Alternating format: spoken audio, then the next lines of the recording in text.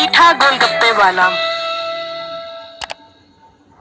एक वक्त का किस्सा है। किसी गांव में मीठा नामी गोलगप्पे की दुकान थी। उसके गोलगप्पे बहुत मजे के थे, मगर बेईमानी में उसका कोई सानी नहीं था।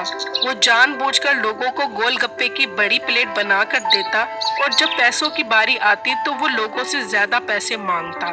गांव के अक्सर लोग उसकी बेईमानी से बहुत तंग थे और उसे कोई ना कोई सजा देना चाहते थे। एक दिन एक ग्राहक मीठे की दुकान पर आया। मीठा भाई, जरा गोलगप्पे की छोटी प्लेट लगा दो। ताबेदार जनाब, ये लो गोलगप्पे।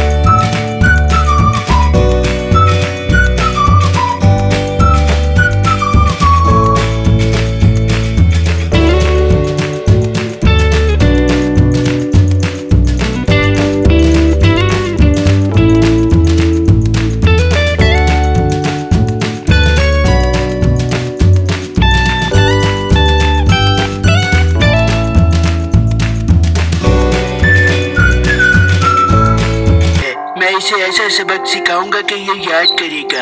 ये एक लालची इंसान है, उसे लालच में ही फंसाऊंगा।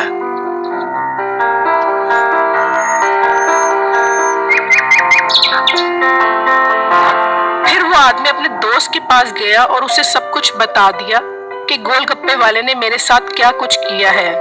यार, मुझे तुम्हारी मदद की जरूरत है।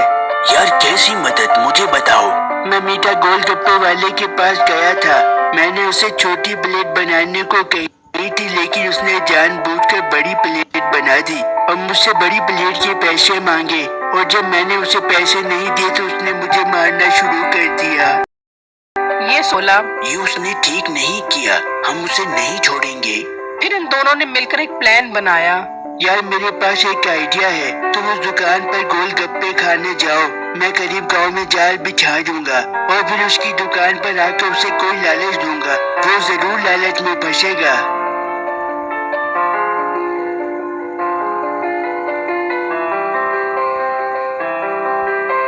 फिर उसका दोस्त मीठा गोलगप्पे वाले की दुकान पर चला गया और दूसरा गांव के करीब जंगल में चला गया और वहां जमीन पर जाल बिछा दिया और फिर उसी मीठा गोलगप्पे वाले के पास आया जहां उसका दोस्त पहले से खड़ा था। भाई, मुझे आपको एक बात बतानी है। हाँ यार, बताओ, क्या बताना चाहते हो? फिर उसने अपने दोस्त से कहा, गांव के करीब जो जंगल है वहाँ मैंने बहुत सारा सोना देखा है। कल मेरे साथ आप भी वहाँ चलो, हम दोनों मिलकर वो सोना इकट्ठा कर लाएंगे। इन दोनों ने ये बात गोलगप्पे वाले को सुनवा दी और वहाँ से चले गए। अच्छा, तो ये बात है, ये दोनों सारा सोना अकेला चाहते हैं। मैं ऐसा नहीं होने दूंगा।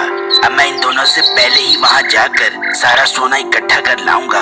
अब तो तरक्की मेरे कदम चूमेगी। ये कहकर उसने अपने गोलगप्पे की दुकान बंद कर जंगल में चला गया और सोना ढूंढने लगा। लेकिन उसने अपने गोलगप्पे की दुकान बंद कर दी और गांव के करीब उसी जंगल में चला गया और सोना ढूंढने लगा, लेकिन उसे कोई सोना नहीं मिल रहा था। फिर उसका पांव उसी जाल पर आ गया जो उस ग्राहक ने उसके लिए बिछाया था और वो उस जाल में फंस गया और मदद मांगने लगा। इतने में वो दोनों वहां पहुंच गए। ये तुम दोनों ने मेरे साथ चाल चली है, मैं तुम दोनों को नहीं छोड़ूंगा।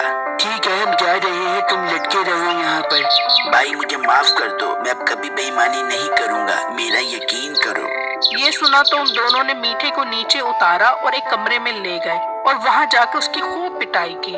अब उसको उसकी बेईमानी का फल मिल गया था और उसने तौबा कर ली थी कि अब वो किसी के साथ बेईमानी नहीं करेगा।